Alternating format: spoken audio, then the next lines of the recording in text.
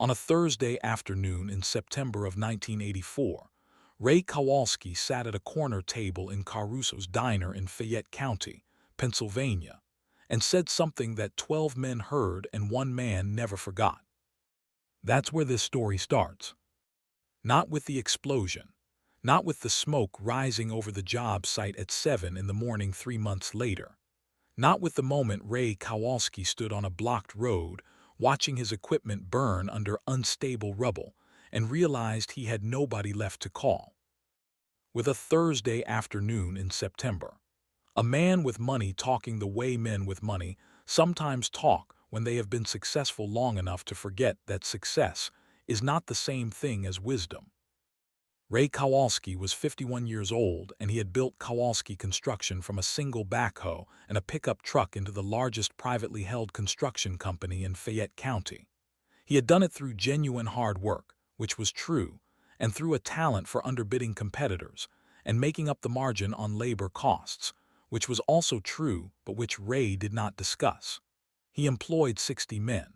He had equipment worth more than most of the businesses in the county put together. He had a new Kenworth pickup with the company logo on the door and a habit of parking it where people would see it. He sat at Caruso's every Thursday with 4 other contractors.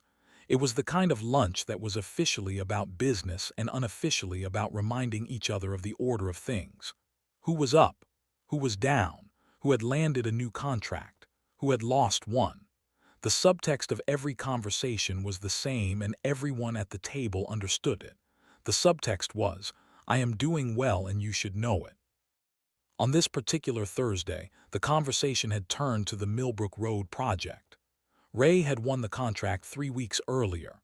A commercial development on the east end of Fayette County, road access, foundation work, the kind of job that would run 18 months and keep his crews busy through the winter.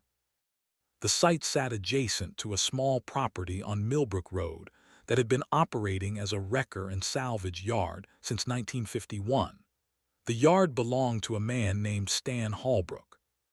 Stan was 67 years old.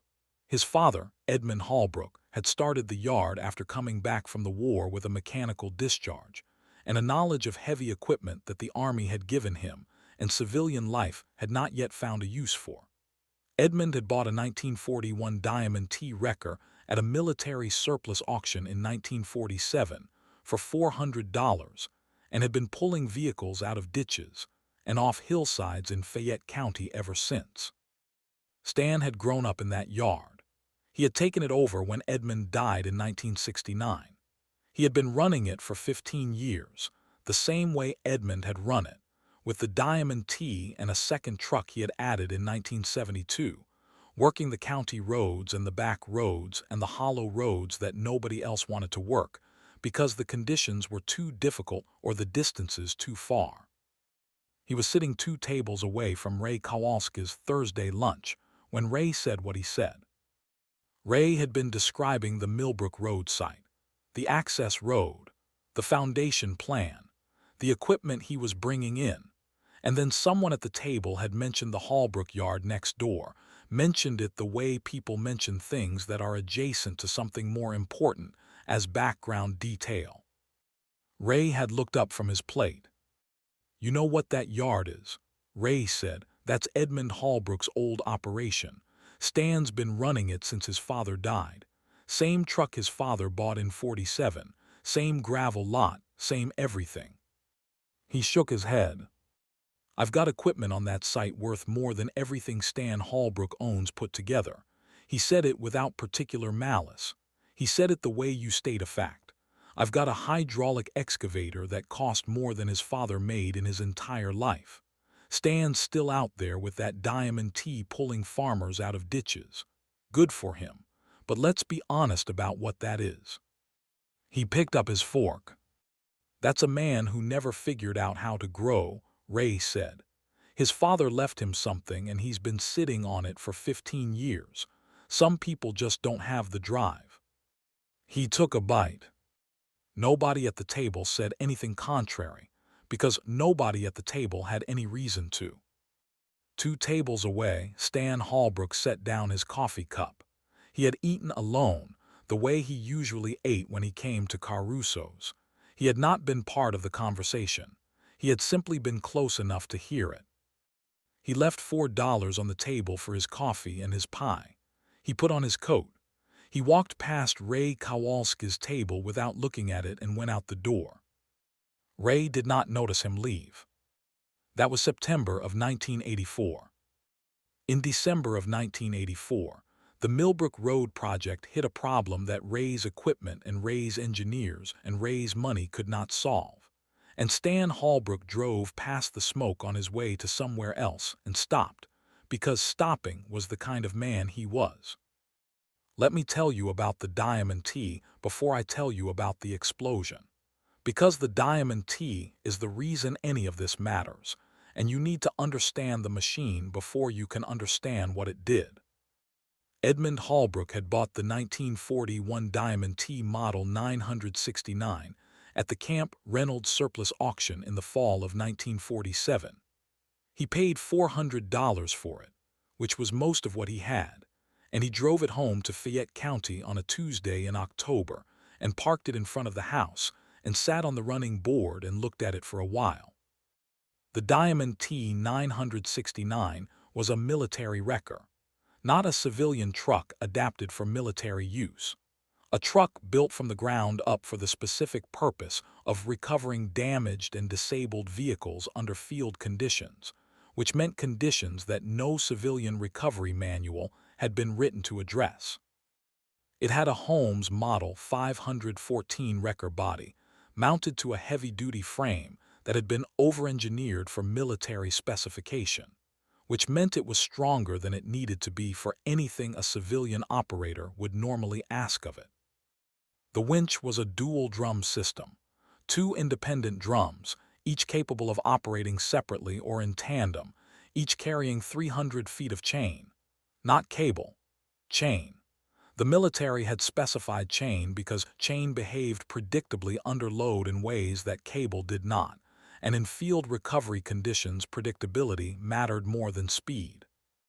The truck had been built for one purpose: recovering equipment in difficult terrain under difficult conditions. It did not know how to do anything else, but what it knew how to do, it knew completely. Edmund had used it for 22 years. When Edmund died in 1969, Stan had used it for 15 more.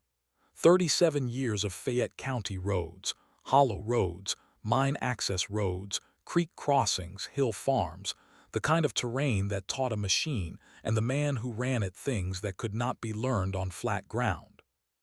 Stan had modified the Diamond T twice. Once in 1971, when he rebuilt the winch drum housing and added a third redirect sheave to the boom tip that allowed him to run chain at angles the original design had not accommodated. Once in 1978, when he had fabricated a set of ground anchors, heavy steel stakes with chain attachment points, that he could drive into solid ground at distances up to 400 feet from the truck and use as remote anchor points when the terrain prevented direct approach. The ground anchor system had come out of a specific job in 1977. A mining company's loader had gone off a bench road on a hillside above a creek and come to rest on a ledge 40 feet below the road surface, at an angle that made direct approach impossible. Stan had spent 2 hours looking at the problem before he understood what it required. He had spent the following winter building the equipment to solve it. He had used the ground anchor system 9 times since 1978. It had worked 9 times. Ray Kowalski did not know any of this. Ray Kowalski had never needed to know any of this. Ray Kowalski built things. He did not recover them from impossible places. He had people for that. He had contracts with recovery companies. He had insurance. What Ray did not have, on the morning of December 11th, 1984, was a way to get his equipment out from under the rubble of a collapsed excavation on Millbrook Road. The explosion was not an explosion in the dramatic sense. It was a gas main. The Millbrook Road site had been surveyed. The survey had located the utility lines in the area. The The survey had not located a secondary gas feeder line that had been installed in 1962 by a utility company that had since been absorbed by a larger company whose records management during the transition had been, at best, incomplete. Ray's excavation crew hit the line at 7:14 in the morning on December 11th. The gas ignited on contact with the excavator's steel bucket. The ignition was not catastrophic in itself, but the gas main ran beneath a section of the excavation where the soil had already been destabilized by 3 days of heavy rain, and the combination of the ignition, the pressure release, and the saturated soil produced a localized collapse that took down 40 feet of excavation wall in about 4 seconds. 2 of Ray's machines went into the collapse, a Caterpillar 225 excavator and a Kobelco crane that had been positioned at the edge of the excavation for a foundation lift. The Caterpillar went in completely, cab and all, buried under 4 feet of rubble and wet soil.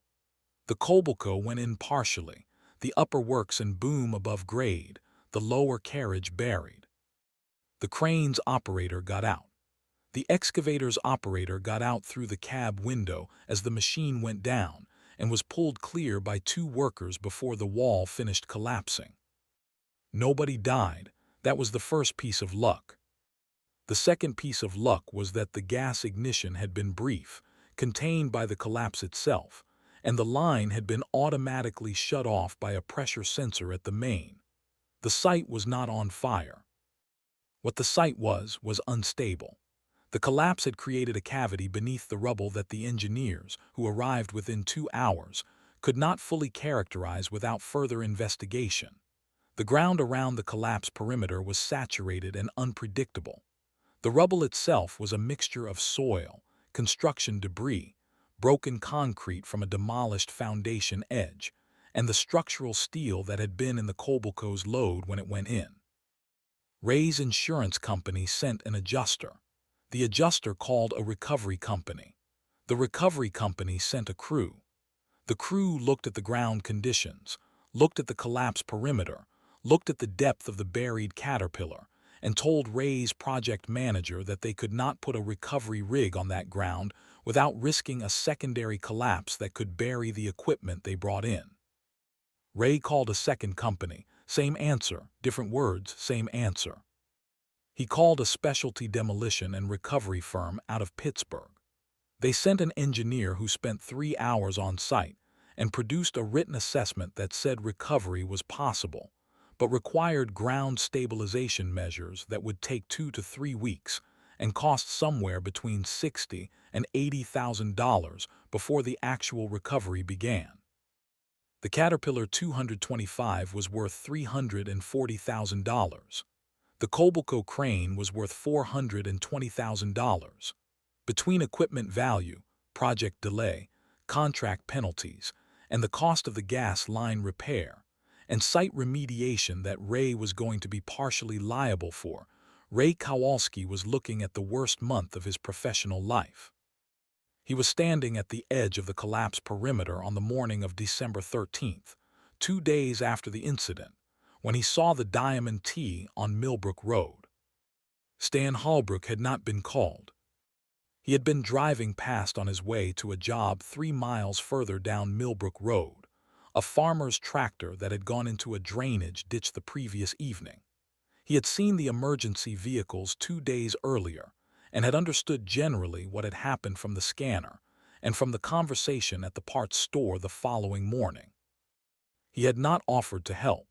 He was not a man who inserted himself into situations where he had not been asked. But on the morning of December 13th, driving past the site, he had seen something that made him slow down and then stop. He had seen the way the rubble was sitting. He had seen the angle of the Kobelco's exposed upper works above the collapse. He had seen the perimeter of the unstable ground and where it ended and where solid ground began. He had seen the old stone wall that ran along the north edge of the property, a dry-laid stone wall that had been there since the 19th century, bedrock founded, the kind of wall that did not move. He had sat in the Diamond T on Millbrook Road for about 4 minutes. Then he had pulled into the site entrance. Ray Kowalski saw him come in. He did not immediately recognize the truck. He recognized it when it got closer. He recognized the yard name on the door. He recognized, after another moment, the man behind the wheel. Stan parked the Diamond T and got out. He was 67 years old, wearing his work coat, the one he wore every day. He walked to the edge of the collapsed perimeter and stood there looking at the site the way he had looked at it from the road, reading it, taking his time. Ray walked over. "Stan," Ray said. Stan did not turn around. Ray stood beside him. He looked at the rubble. He looked at Stan looking at the rubble. "I don't know why you're here," Ray said, "but I'm going to tell you right now that 2 professional recovery companies have already assessed this site and said the ground conditions make it too dangerous to work." Stan was quiet for a moment. "What did they bring?" Stan said. Ray told him the types of rigs, the weight, the configuration. Stan nodded slowly. "Too heavy," he said. "They're right about that. You put a rig that size on this ground right now, you're going to have a 3rd machine in that hole." Ray looked at him. "So what are you suggesting?" Stan turned around and looked at the Diamond T. "That wall," Stan said, nodding toward the north edge of the property. "How old is it?" Ray didn't know. "It's old," Stan said. "It's bedrock founded. I can see the base stones from here." He paused. "I can anchor to that wall from 400 feet. Run chain through 2 redirect points to the Kobelco's frame. Pull it from over here from the road without putting any weight on the unstable ground at all." Ray looked at the wall. He looked at the distance between the wall and the Kobelco. He looked at the Diamond T. "And the caterpillar, the buried one." Stan looked at where the caterpillar had gone in. "That one's going to take longer," Stan said. "I need to see how the rubble is sitting before I can tell you. But I can get to it from the same anchor point if the geometry works." He paused. "I need to walk the perimeter first." Ray watched him. "Stan," Ray said, "at Caruso's in September." Stan looked at him. "I heard what you said," Stan said. He said it without heat, without accusation, just as a fact. "I know you did." Ray was quiet for a moment. "I was wrong," Ray said. "That was wrong of me to say." Stan looked at him for a long moment. The same level look he had given him at nothing when he walked past his table in September. "Yes, it was," Stan said. He turned and walked back to the Diamond T to get his chain. "Let me tell you about the next 2 days. Because that's where Stan Holbrook proved something that no one on that site was prepared to see." The first thing Stan did was walk the perimeter of the collapse for 45 minutes. Not the quick assessment walk of a man who has already decided what he is going to do. The careful, methodical walk of a man who is learning the specific character of a specific problem before he commits to a solution. He tested the ground at the perimeter edge with a steel rod he carried in the Diamond T, pressing it into the soil at 6-inch intervals around the collapse zone to gauge the depth and consistency of the unstable layer. He looked at the rubble from 4 different angles. He crouched down at 2 points and looked at the way the soil had fractured at the collapse edge, reading the direction and force of the original failure. Ray's project manager, a man named Garrett who had been running Ray's jobs for 10 years, watched Stan work. After 20 minutes, Garrett walked over to Ray. "He knows what he's looking at," Garrett said quietly. Ray watched Stan press the steel rod into the soil at the eastern perimeter edge. "I know," Ray said. Stan spent another hour setting up his ground anchor system before he ran a foot of chain. He drove 3 anchor stakes into solid ground at the base of the stone wall, spacing them 8 feet apart, connecting them with a chain spreader bar that distributed the load across all 3 points. He tested each anchor by hand before he trusted it with the chain.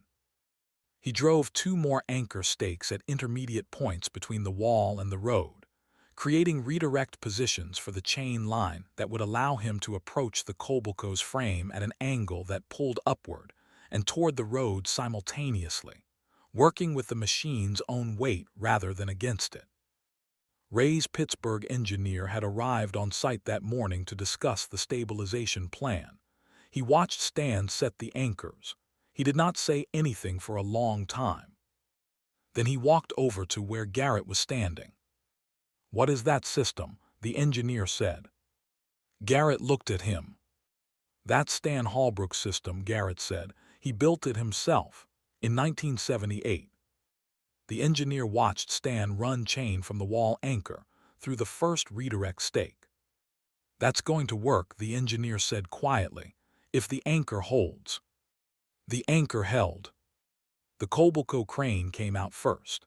6 hours after Stan began setting up, the chain was running from the wall anchor through 2 redirect points to the Kobelco's main frame at a carefully selected attachment point on the lower carriage, the strongest structural connection below the collapsed surface. Stan climbed into the Diamond T. He engaged the first drum's PTO. The chain tightened one link at a time, not the snap of a system under sudden load. The gradual, patient loading of a chain that knows where it is going and is in no hurry to get there. The Diamond T's engine dropped to its working note. The rubble around the Kobelco's upper works shifted, not dramatically, a settling, a redistribution of weight as something below the surface began to move. Ray was standing at the road edge. Garrett was beside him.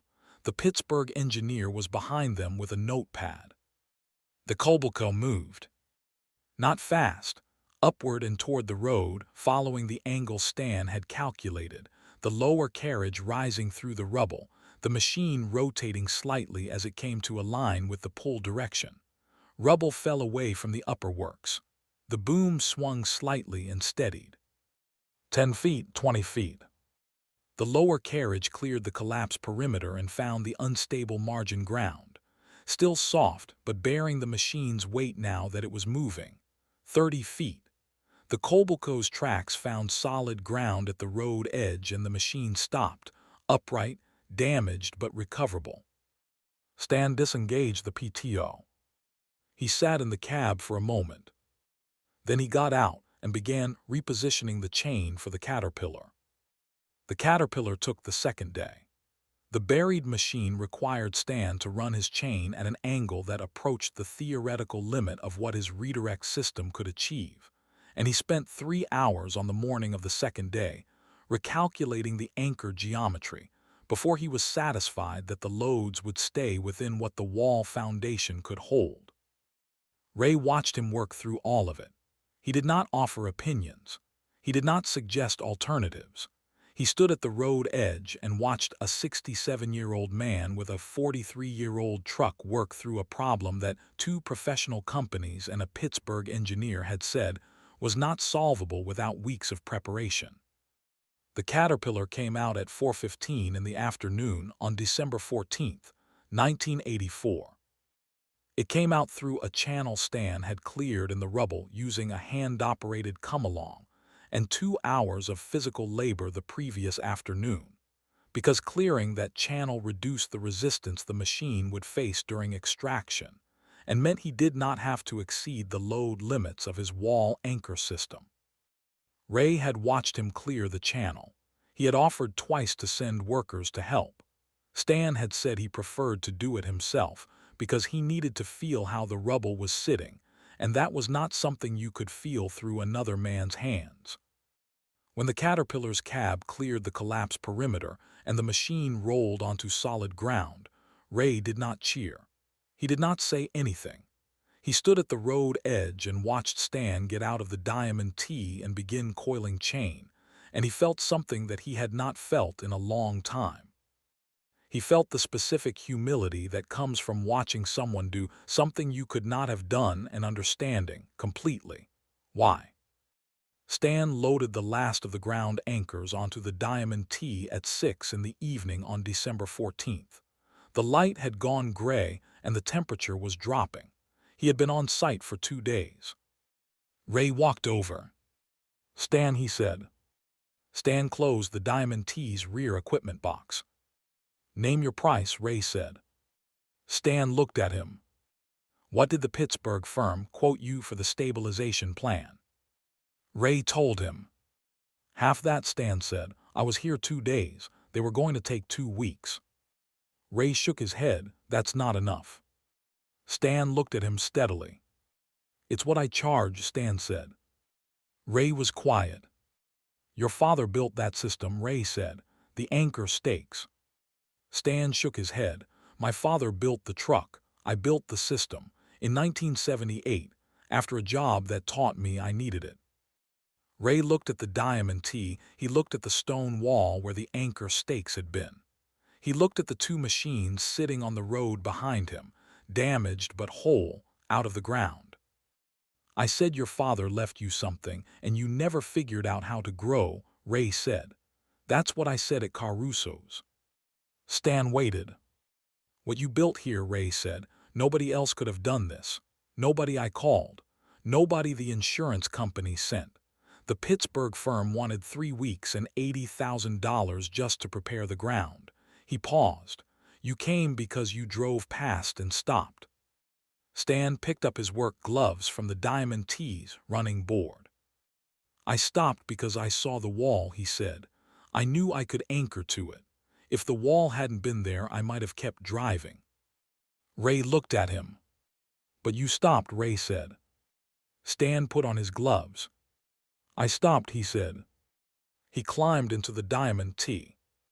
Ray Kowalski paid the invoice the following week. Full amount, not the half Stan had offered, and he added to it without telling Stan he was doing so, paying it as a single sum that reflected what the job had actually been worth rather than what Stan had been willing to charge. He sent no letter. He did not call. He simply paid the amount and let the payment be the statement. Stan deposited the check and noted the discrepancy in his ledger with a question mark, and then let it go. Word moved through Fayette County the way it always moved. The site foreman told someone at the parts store. The parts store told someone at the diner. By the time the story had completed its first circuit of the county, the buried machines had doubled in size and Stan had done the job barefoot in a snowstorm. But the center of it was true. 2 companies said it couldn't be done. The Pittsburgh firm wanted weeks and $80,000. Stan Holbrook showed up with his father's truck and a system he built himself in 1978 and had the machines out in 2 days. The phone at Holbrook Recovery started ringing differently, not more often, differently. The calls that came were the calls nobody else wanted, the complicated ones, the ones where the terrain was wrong or the ground was soft or the access was impossible, the calls that arrived only after every other option had been exhausted. Stan took them when he could and declined them when he couldn't. He did not expand. He did not hire. He did not buy new equipment. He maintained what he had. Ray Kowalski did not become a different man overnight. That is not how men change. But something shifted in him after December of 1984 that people who knew him well noticed over the following years. He stopped talking about his equipment at Thursday lunches at Caruso's, not demonstrably, not as a decision he announced. He just stopped. The conversations about who had what and what it was worth gradually became conversations about work, about jobs, about problems encountered, and how they had been solved. He kept a photograph on his desk, not a framed photograph, a plain photograph, the kind taken on a job site, printed at a drugstore and tucked into the corner of the desk blotter. It showed the Millbrook Road site on the afternoon of December 14, 1984, both machines on the road, the collapsed perimeter visible behind them, the diamond T in the foreground with its chain coiled and Stan Holbrook walking toward the driver's door. When people asked about the photograph, Ray told the story, all of it, including the part at Caruso's in September. I said his father left him something, and he never figured out how to grow, Ray would say. What I didn't understand was that Stan had been growing for 37 years. He just hadn't been growing in a direction I knew how to recognize. Stan Holbrook ran the yard on Millbrook Road until 2001. He was 84 years old that year, and his back had given out enough that he could no longer do the physical work the difficult jobs required. He sat down with his daughter, Patricia, who had been helping run the yard since 1995, and told her the yard was hers. Patricia was 44 years old. She had not grown up in the yard the way Stan had grown up in his father's yard.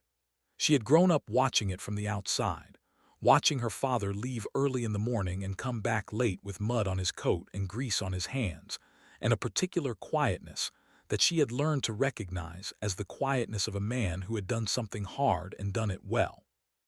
She had come to work in the yard in her late 30s, after a career in accounting that had been successful and had not, in the end, been what she needed. She had learned the operation from Stan over 6 years. She had learned the diamond T. She had learned the ground anchor system, practiced it until she could set up the anchors alone, could calculate the load distribution in her head, could read the ground the way Stan read it. She kept the yard. She kept the diamond T. She used it 4 times in the first 5 years after Stan retired. Each time the job was one that nobody else had taken. Each time the method was the one Stan had built in 1978 and refined over 23 years of impossible jobs. Stan Holbrook died in 2009 at the age of 92. His funeral was held at the Lutheran Church in Uniontown, and more people came than the building was designed to hold. Ray Kowalski came. He was 76 years old, and he had retired from active management of Kowalski Construction 4 years earlier, but he had driven to Uniontown on a Tuesday morning because there are debts that do not expire. He found Patricia at the reception after the service. "Your father," Ray said, "at Caruso's in September of '84. I said something about him in front of other men that I had no right to say." Patricia looked at him. "He knew," she said. "I know he knew," Ray said. "He told me." Patricia was quiet for a moment. "He didn't hold it against you," she said. "After you paid him, after Millbrook Road, he never mentioned your name with anything other than respect. I know because I was there for most of those years, and I would have heard it if it had been otherwise." Ray nodded. "The photograph is still on my desk," he said. Patricia looked at him. "The one from the job site," Ray said. "December of '84. Your father walking back to the diamond T. I've had it on my desk for 25 years." Patricia did not say anything for a moment. Then she said, "I'm glad someone kept a record of it. The yard on Millbrook Road is still there. Patricia Holbrook runs it. She has a newer truck for the daily work, a modern hydraulic unit that handles the standard calls, the things that make a yard functional in the 21st century.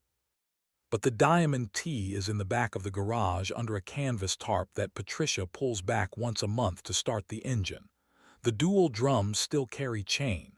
The chain has been replaced twice since 1984. The drums have not. The ground anchor stakes are on a rack above the rear workbench, 40 years old, used and maintained and ready. People who come to the yard sometimes see the diamond T under the tarp and ask about it. Patricia tells them it's the truck that taught her father what he was capable of. And then, if they have time, she tells them about Edmund Holbrook and the Camp Reynolds surplus auction in 1947, and about Stan and the anchor system and the wall on Millbrook Road, and about Ray Kowalski standing at the road edge on a December afternoon, watching 2 machines come out of the ground that everybody said were going to stay there. She tells them all of it, because some stories are only worth keeping if you keep the whole thing. The diamond T sits in the dark under the tarp. The drums still turn when she starts it. The engine runs the way it has run for 80 years, deep and uneven and certain of itself, the sound of something that was built for a purpose and has never been asked to be anything else. And somewhere in a building in Fayette County, there is a photograph tucked into the corner of a desk blotter, 2 machines on a road, a collapsed perimeter behind them, a diamond T in the foreground. A man walking back to his truck after finishing a job that nobody else could do. He is not looking at the camera. He never needed anyone to take his picture. He just needed the work to be done. And it was.